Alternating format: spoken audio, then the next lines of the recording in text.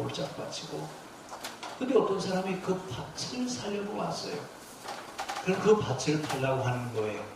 다른 사람들은 그 밭을 보고도 사려고 하지를 않아요.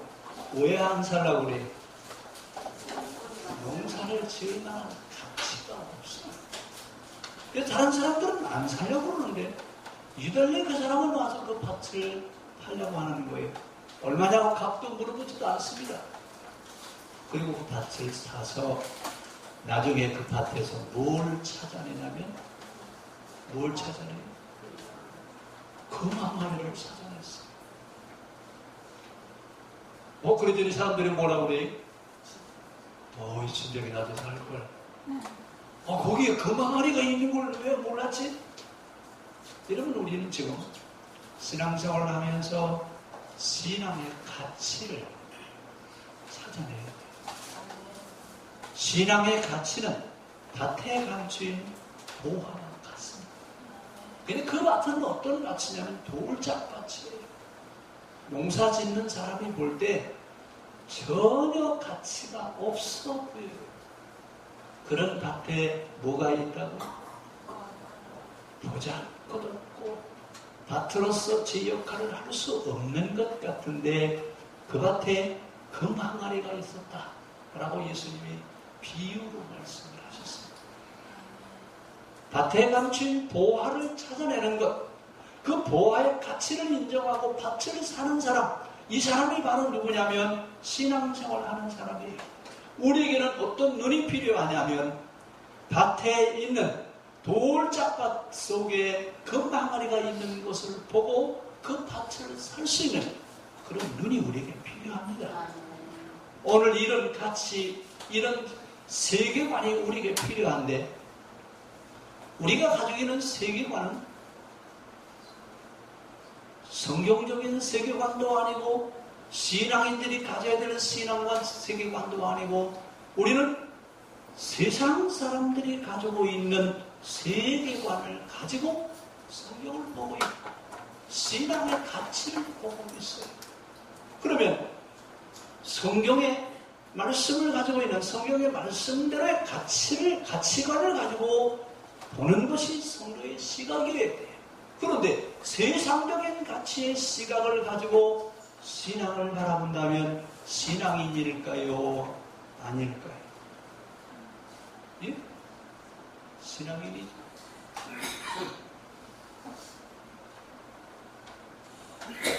오늘 우리의 신앙과는 너무나 성경하고 멀어져 있어요. 멀리 떨어져 있어요. 성경이 말하는 가치관과 우리가 지금 현세에 살아가면서 가지고 있는 가치관은 너무 차이가 있다고 말합니다. 우리의 가치 기준은 무엇으로 판단하려고 그래요? 성경적인 가치? 신앙인이라고 얘기를 해놓고서도 내가 보는 시야는 세상적인 가치 기준으로 바라보고 있어요. 그러면서 뭐라고 그래요? 어떤 판단이 나와야 돼요? 보는 시야가 세상적이면 판단도 세상적일 수밖에 없습니다. 보는 시야가 성경적일 때 성경적인 판단을 할 수 있습니다. 오늘 로마서를 기록한 바울은 지금 로마에 있는 성도들에게 뭐라고 말씀하시냐면 여러분 세상을 본받지 마십시오. 로마가 가지고 있는 그런 가치관과 로마가 가지고 있는 그런 세계관은 그런 것을 가지고서는 신앙생활을 할 수 없다고 말이에요. 그래서 신앙생활을 하는 우리는 성경적인 가치를 가지고 성경적인 눈을 가지고 있어서 그 눈으로 신앙생활을 하고 우리의 삶을 살아갈 수 있어야 신앙인이라고 할 수 있습니다. 그런데 세계관과 가치관은 다 세상적인 가치관과 세계관을 가지고 있고 몸은 교회 안에 들어와 있으니까 뭐라고 얘기하냐면 나는 크리스찬이지? 크리스찬일까요? 넌 크리스찬일까요?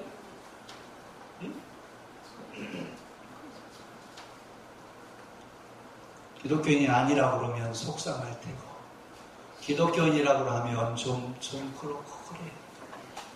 이러면서도 우리는 신앙생활 한다라고 하는 것 가치를 잃어버리고 살고 있어요. 자, 오늘 이런 가치 혼란과 또 성경적인 가치관이 정립되어 있지 않고 있는 교회 안에 있는 성도들의 모습을 바라보면서 과연 우리는 바울이 얘기하는 너희는 이 세대를 본받지 말고 변화를 받아 하나님의 선하시고 기뻐하신 뜻이 무엇인지 분별하도록 하라고 하는 이 이야기를 여러분 어떻게 받아들일 수 있겠느냐라고 하는 얘기예요. 가치 기준이 다르고 세계관이 다르고 습관이 다른 그런 다른 문화를 형성하고 있어요. 그런 문화를 가지고 있는 우리들에게 뭐라고 말씀하신다고요? 세대를 본받지 말고 마음의 변화를 받아서 하나님의 뜻을 분별하라. 참 어려운 얘기예요. 글자가 어려운 얘기가 아니라 우리의 삶에서 살아가는 그런 삶의 자리에서 일어나고 있는 그런 사상적인 것들이 너무나 지금 어렵다 그 말입니다. 제가 연초부터 계속 얘기하고 있는 이야기가 바로 뭐냐면 우리는 지금 혼란의 시대에 빠져있다.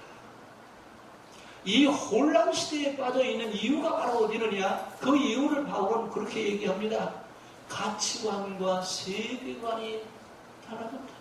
가치관과 세계관이 성경적이어야지 어떻게 신앙인들이 신앙생활을 하면서 가치는 세상적인 가치 기준으로 살아가느냐 그 말입니다. 아예 우리 가치 기준을 바꿔버릴까요? 세상적인 기준으로 바꿔버릴까요?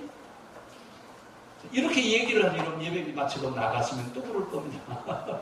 다시 제자리에 돌아갈 거예요. 그러지 말고 이제부터 우리 마음에 생각하는 것 하나하나 좀 점검해 보시면서 신앙적인, 성경적이 아니라고 하는 것은 좀 빨리 바꿔가자고요. 안 바꾸실래요? 그냥 가실래요?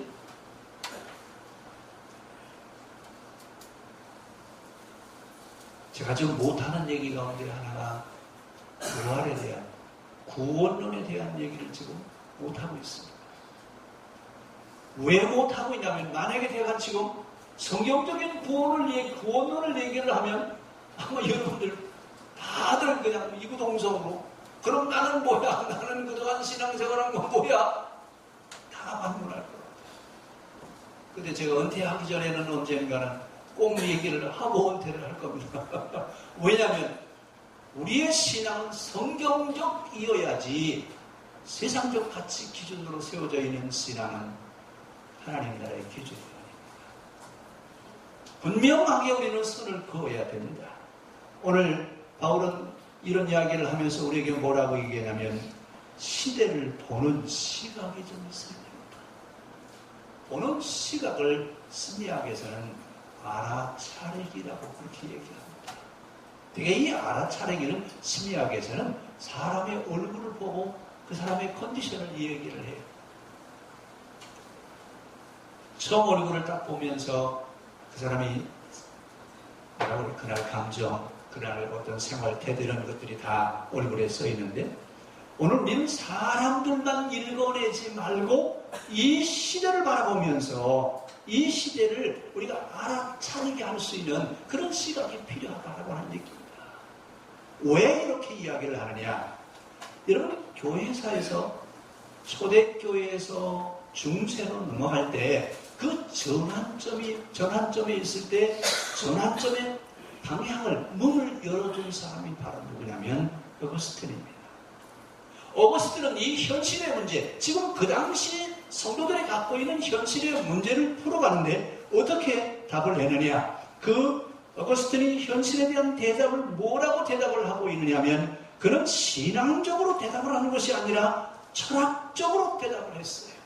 역사적이고 신앙적이어야 되는데 철학적으로 뭐라고 얘기냐면 여러분들이 잘 아는 하나님의 도성 신국론이라고 하는 책을 통해서 천상의 나라와 지상의 나라가 있다. 이게 지금 우리들의 생각이에요. 천상의 나라와 지상의 나라가 있어서 둘로 나눠져 있는 이원론적 사고 구조를 누가 얘기했느냐? 어거스틴 때부터 시작된 겁니다. 이런 사고 구조를 가지고 지금까지 우리가 신앙생활을 해왔어요. 성경에도 여러분 혼란의 시대에 전환점이 있었는데 그 전환점 시대가 어느 때였냐면 사사기였습니다. 이 사사시대에 약 한 400년 동안 사사들이 활동을 하는데 왜 사사들이 나오느냐라고 하는 얘기예요. 그 당시 레위와 제사장들이 없었느냐? 있었습니다. 레위와 제사장들이 있었으나 그들은 무엇을 가르쳐야 되느냐? 지금 그들이 안고 있는 현실의 문제가 무엇이냐라고 하는 그 문제를 읽고 답을 줄 수 있어야 되는데 그 시대의 성직자라고 하는 레위인과 제사장들은 그 시대를 읽고 그 문제에 대한 답을 주지 못했습니다. 이래서 혼란기를 겪습니다. 12사사들이 나타나서 사사가 등장할 때는 편안하고 또 사사가 없어지면 다시 혼란기가 다시 오고 이런 과정을 400년 동안 겪었습니다. 이러다가 왕정기로 가면서 뭐라고 얘기해요? 차라리 우리에게 뭐가 필요하다? 왕이 필요하다. 뭐가 바뀌어졌어요? 가치관이 바뀌어졌어요. 성경에는 왕정이에요? 아니에요. 그런데 그들이 왕정을 요구했던 이유가 그럼 어디 있느냐? 뭐 때문에 그래요? 너무나 혼란한 거예요. 분명하게 방향 설정을 해주고 이렇게 신앙생활을 해야 된다고 얘기를 해야 되는 레위와 제사장들이 그들이 안고 있는 문제를 읽어내지 못하고 답을 주지 못하니까 왕정에 대한 얘기를 하고 있었습니다. 그러면 여러분, 지금 우리 시대는 어떠냐? 지금 우리 시대는 홍수시대예요. 종교 홍수시대, 정보 홍수시대. 요즘은 뭐 여러분, 이번에 특히 스마트폰 뭐 열면 다 열려요. 세상이 다 열려요. 이렇게 많은 정보를 가지고 있는데 그런 정보 가운데 진짜 정보가 무엇이냐라고 하는 것은 정말 찾기 어려웠습니다. 특히 뉴에이지 무브먼트라고 해서 종교시대가 도래하면서 모든 종교들이 다 드러났어요. 세상에는 모든 종교들이 다 자기 종교가 뭐래요? 자기 종교가 진짜래요. 근데 성경은 뭐라고 얘기하냐면 하나님은 성경의 하나님이어야 된다. 다른 사람들이 신이라고 하는 것 그것 말고 유일신 하나님이셔야 된다. 세상의 신은 몇이라고요? 하나일 수밖에 없다. 만약에 세상의 신이 여럿이라고 얘기한다면 이건 모순입니다. 왜냐하면 천지를 창조하신 하나님은 한 분이신데 모든 것이 다 신이라고 한다면 모순 속에 살고 있다 그 말입니다.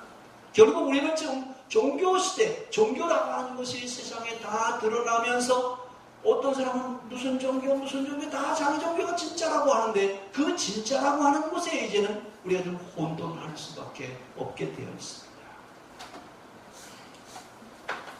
이런 세대에 지금 신앙생활을 하고 있는데 이런 세대의 신앙생활을 하고 있으면서 왜 우리 하나님이어야 되느냐라고 하는 얘기입니다. 설교하고 빗나간 얘기를 할 수 있겠습니다만 다른 종교는 다 신을 위해서 성도가 필요합니다. 기독교는 우리를 위해서 누가 필요하세요?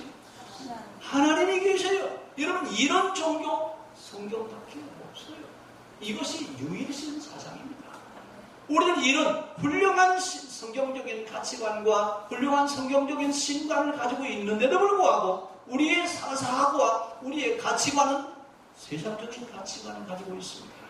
자, 이렇게 지금 우리의 신앙이 곁길로 가게 됐던 원인이 어디 있느냐? 그 원인은 서양 기독교 때문에 그렇습니다.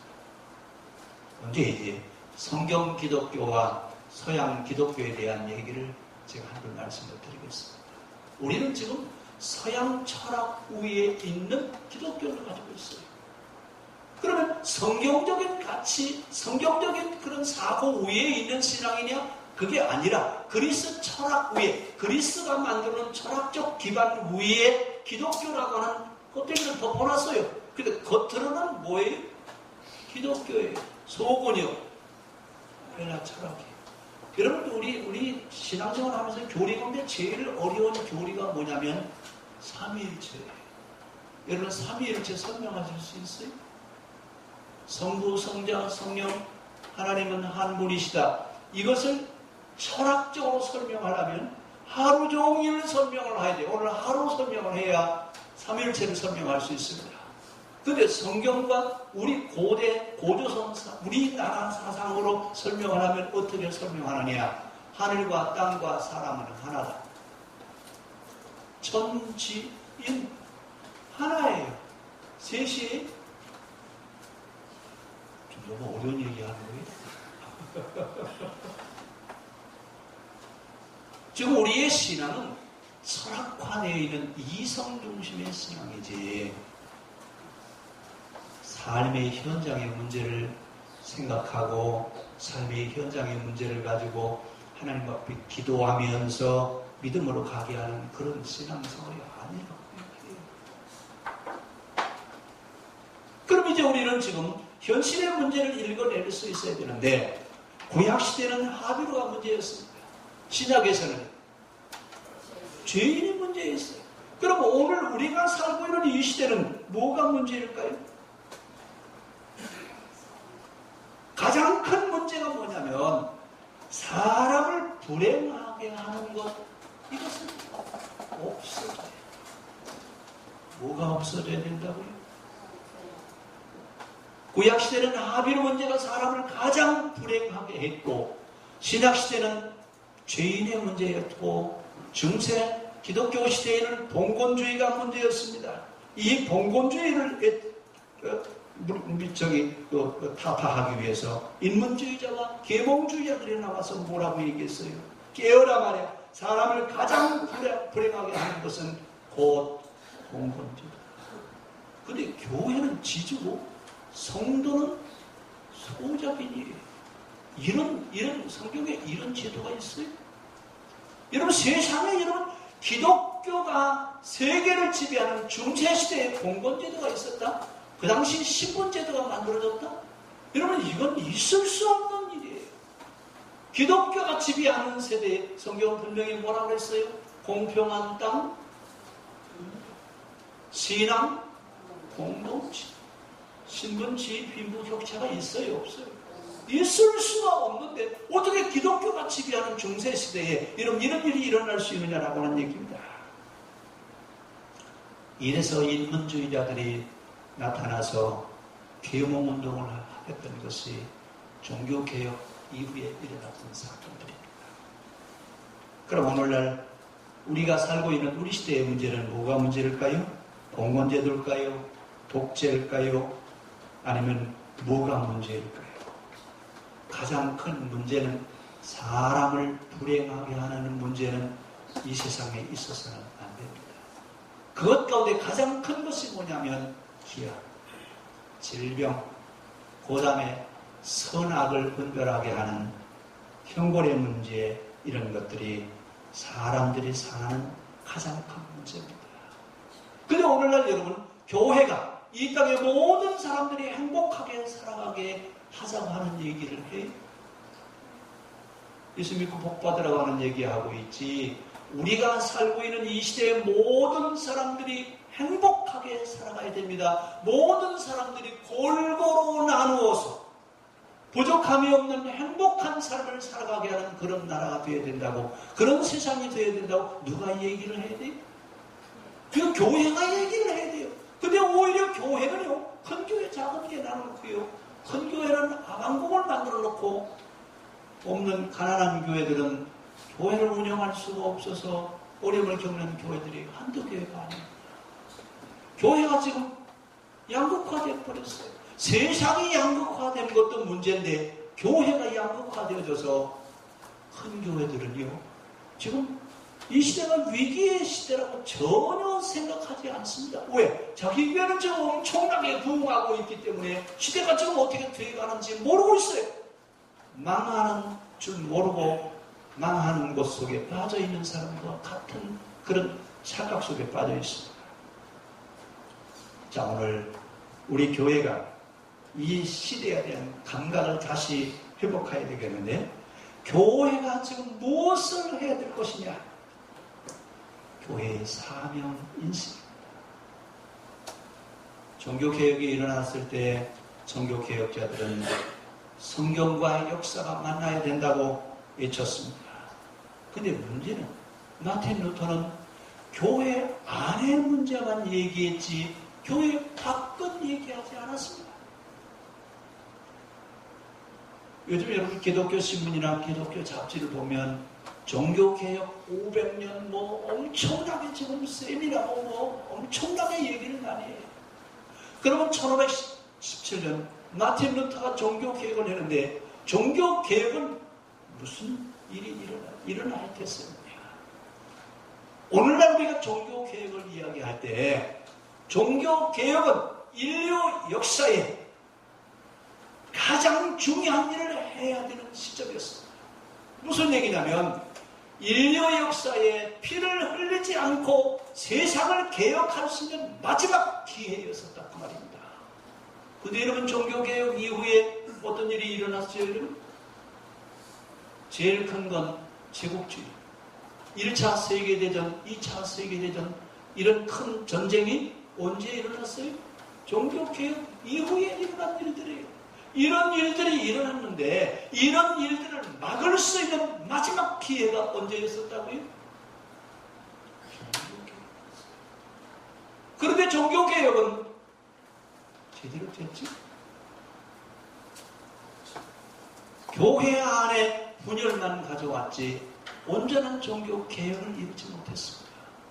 사람들이 가지고 있는 궁극적인 문제들은 접근조차도 못했습니다. 마틴 루터가 종교개혁을 할 때 농노들의 적극적인 지원을 받아서 종교개혁을 시작했습니다. 그런데 나중에 영주들과 농노들이 전쟁을 벌였을 때 마틴 루터는 어느 편에 섰어요? 농노 편에 섰습니까? 영주 편에 섰습니까? 어느 편이라고 하는 얘기는 참 미안한 이야기지만 그때 마틴 루터는 어떻게 했어요? 이것이 여러분 1517년 종교개혁이에요. 요즘 종교개혁 그렇지만 진짜 중요한 것은 지금 우리가 가지고 있는 문제들 가장 큰 문제는 온 세상의 기아 문제가 해결돼야 돼요.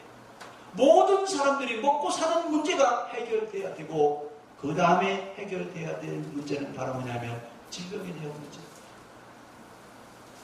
어떤 사람이든지 아프지 않고 99세까지 사셨으면 좋겠어요. 전혀 아프지 말고 성경의 정령은 120세입니다. 그렇죠? 그러니까 120세까지 우리 아프지 말고 삽시다.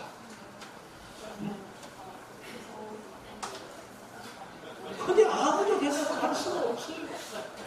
왜냐하면 우리가 사는 사회는 질병이라고 하는 것이 삶의 구조 자체가 병들을 수밖에 없어요. 요즘 여러분 결혼 살충제에 대한 문제 이런 얘기하지만 농사 짓는 것 농약 안 하고 여러분 농사 짓는 게 있어요? 농약을 안 하면 아예 농사를 지을 수가 없어요. 우리가 먹는 것 자체는 다 뭘 먹고 있는 거예요? 병 걸릴 수밖에 없는 걸 먹고 있어요. 이런 이 질병 문제를 교회가 얘기해야 되는데 어떻게 하면 좋다. 우리 모두의 과제입니다. 하나님, 이 땅에는 모든 사람들이 병에 걸리지 않고 건강하게 하나님 주신 정령까지 살아가기를 원합니다. 이건 교회가 기도해야 돼요. 교회가 이 일을 나서서 해야 되는데 질병에 대한 문제에 예수님의 능력으로 치료받으라고. 그러면 돼요. 그 다음에 여러분, 선악의 문제입니다. 우리가 사는 사회가 선과 악이 같이 공존하고 있다고 하는 겁니다. 그런데 선한 것보다는 악한 것들이 더 드러나기 시작하고 있습니다. 이 악이 등장하고 악이 지배하려고 하는 이 세상, 이건 누구의 책임이냐? 전적으로 기독교인들의 책임입니다.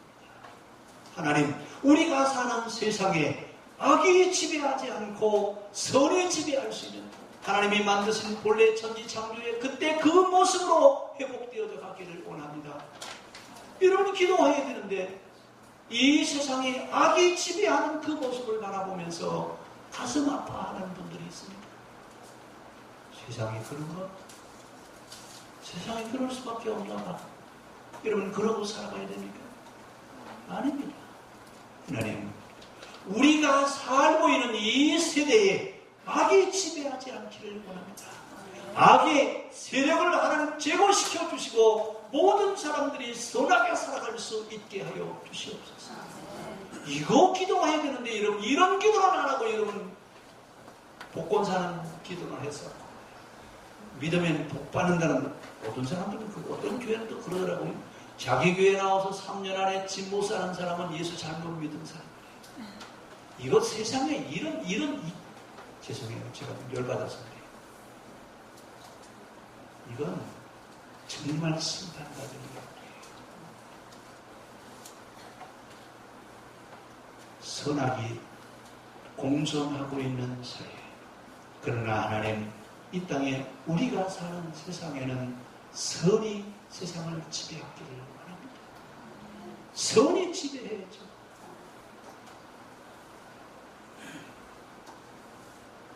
그 외에 여러분, 환경오염에 대한 문제, 이 문제 우리가 다뤄야 됩니다. 우리가 사는 지구, 우리가 사는 세상 깨끗하게 살아가야 됩니다. 그래 우리 후손들이 살아갈 수 있도록, 우리 후손들이 살만한 그런 세상을 만들어주죠. 환경오염에 대한 얘기, 이런 문제도 우리가 얘기를 해야 됩니다. 자, 지금 여러분, 우리가 마틴 루터가 이런 종교개혁 이후에 500년째 되는 해에 우리를 지금 가장 불행하게 만드는 문제들이 여기저기서 솟아나고 있습니다. 자, 이때 교회가 과연 무엇을 해야 되느냐? 중세기의 교회는 교회가 해야 될 일을 무엇을 해야 될 것인지 중세기 교회는 전혀 해결 못했습니다. 아니, 읽어내지도 못했어요. 아니, 중세기 1000년 동안 교회가 다스리는 세대에 여러분 양극화가 일어나고 봉건주의가 일어나, 이런 이야기들은 여러분 얘기를 하지 말아야 돼요. 근데 얼마나 수치스러운 일들이 우리 역사상에 그대로 존재하고 있느냐, 그 얘기입니다. 근데 오늘날 교회는 여전히 그 문제를 읽어내지 못하고 있습니다. 더 시급한 것은 포스트 모더니즘을 서양 사람들이 선언을 했어요. 포스트 모더니즘이라는 말은 지나갔다, 현대가 지나갔어요. 현대는 이성이 지배하는 서양 중심의 사회를 말합니다. 그러면 이제 서양 중심이 아니라 동양 중심의 사회가 되는 그런 시대가 온다, 그 얘기입니다. 그런데 여러분, 지금 포스트 모더니즘 이후에 이성 문제가 지나가고 이제는 그 포스트 모더니즘의 동양 사회라고 하는 이야기는 뭐가 중요하냐라고 하는 얘기냐? 그때는 영성 시대입니다. 그럼 우리는 지금 영성에 대한 얘기를 해야 되는데, 영성 그러면 우리는 뭐 얘기하냐면 수도원 얘기를 하고 있어요. 수도원은 성경적인 사고가 아닙니다. 혹시 여러분 수도원을 갈 만한, 제가 사실은 박사학위를 기독교 영성 그 수도원에 대한 것 가지고 공부를 했는데, 나중에 그 문제를 알고 나서는 얼마나 창피한지, 어디 가서 제가 그것 가지고 공부했다고 얘기를 하지 않습니다. 왜냐하면 수도원 운동은요, 이건 기독교 신앙이 아니에요. 그리스 철학에서 나오는 사고를 가지고 세상과 교회를 분리해놓고 거룩해지려면 어디 들어와야 돼요? 수도원에서 이야기하는 수도원의 규칙을 따라 살아가야 의롭다함을 얻는다라고 하는 이런 생각을 가지고 시작했던 것이 수도원 운동인데, 수도원 영성은 아닙니다. 성경적 영성에 됩니다.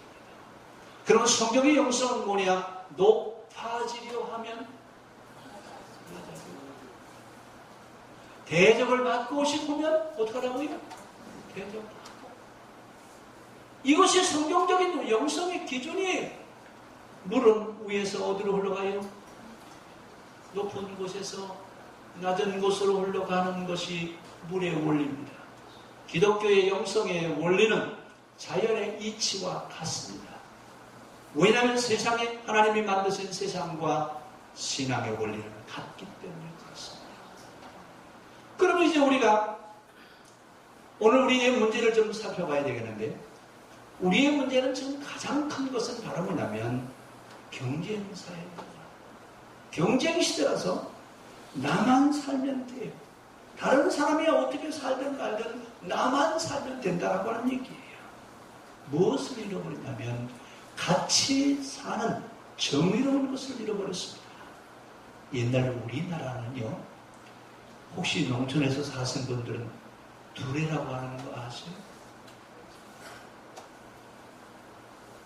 품앗이도 하고 두레 그 동네 있는 사람들이 다 모여서 두레 해요, 안 해요? 그런 거 잘 모르시는 거예요. 요즘은 있어요, 없어요?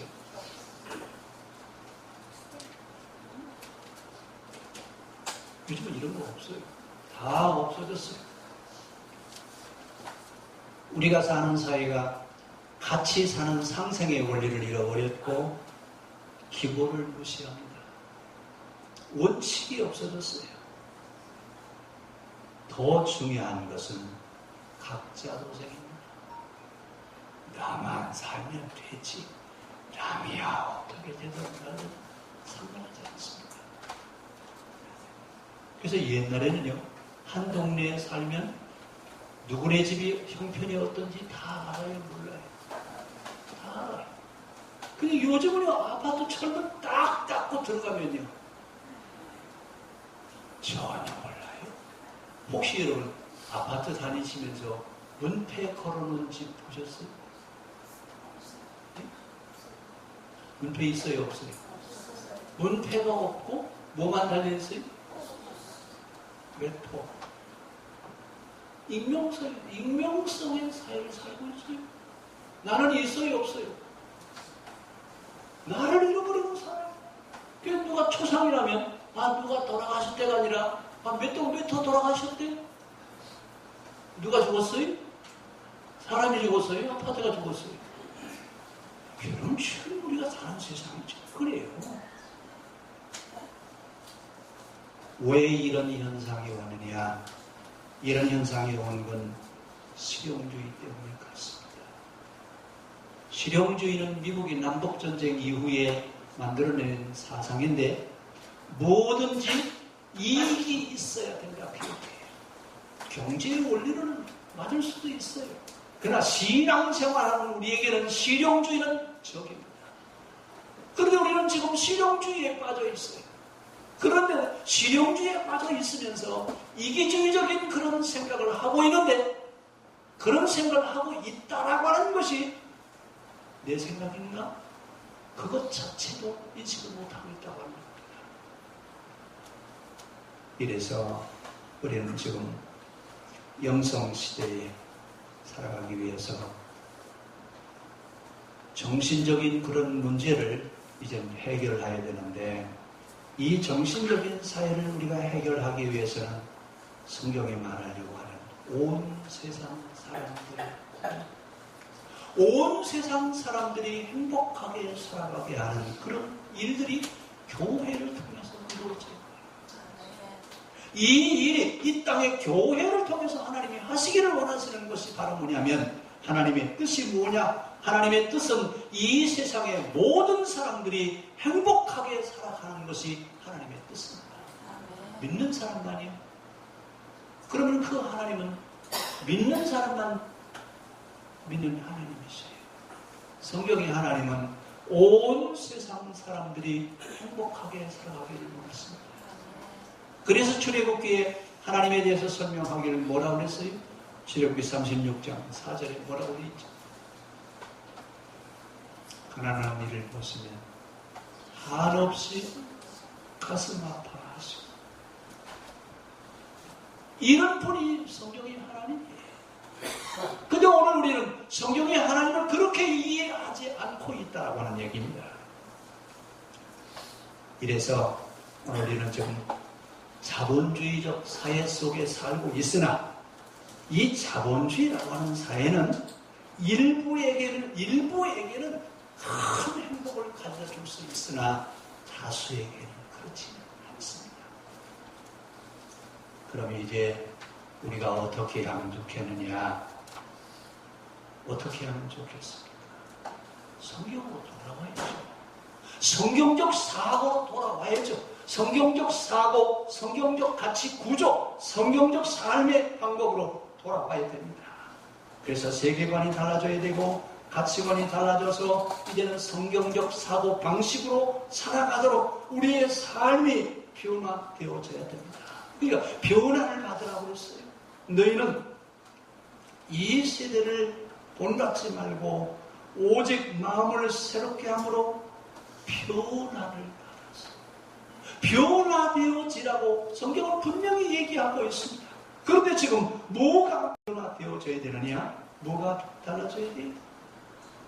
진짜 달라져야 될 것은 가치관, 세계관과 우리의 삶의 문화입니다. 이것이 달라져야 기독교인으로서의 삶을 살아갈 수 있는데 이 문제가 우리에게 숙제입니다. 오늘 성경적 사고로 돌아가야 될 줄로 믿습니다. 이제는 영성을 얘기해야 돼요. 그러면 성경에 나오는 하나님이 어떤 분이냐? 성경에 나오는 하나님은 온 세상을 구원하기를 원하시는 하나님이십니다. 누구를 구원하신다고요? 나만요. 그렇죠? 믿는 자만요. 그럼 우리는 뭐냐? 우리를 통해서 이 땅의 모든 사람들이 구원받게 하시기 위해서 우리를 먼저 부르셨습니다. 우리는 사명자예요. 천국 갈 사람들이라고 하지 말고 이 세상의 사람들이 구원받게 하기 위해서 그 일을 감당하기 위해서 먼저 나를 부르셨다고 하는 사명의식을 다시 회복해야 될 줄로 믿습니다. 그래서 이제는 나만 자기만 아는 이기주의적 생각 버렸으면 좋겠어요. 그 세상의 모든 사람들이 골고루 행복하게 잘 살아야 됩니다. 그리고 이제는 전쟁과 기근과 질병과 악한 것들이 물러갈 수 없어요. 누구 때문에요? 이 땅의 기독교인들 때문에 전쟁이 일어나지 않게 됩니다. 우리 나라만이 아니라 이 땅에, 이 세상에 전쟁이 종식되어야 합니다. 우리는 종교개혁 이후에 과학의 발전을 가져왔습니다. 장점도 있지만 단점도 있습니다. 그 과학의 발전을 어디에다 사용했어요?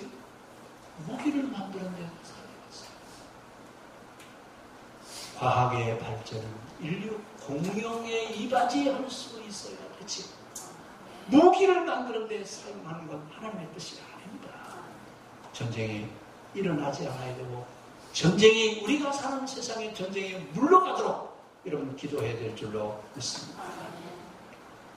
이제 우리는 새 시대, 새 영으로 말미암아 예언자적 사고 구조로 살아가야 됩니다.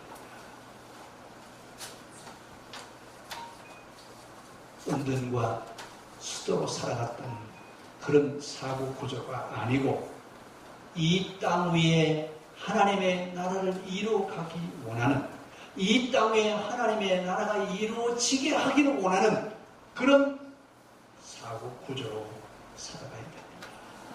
우리 2절 한번 같이 읽으시고 기도하겠습니다.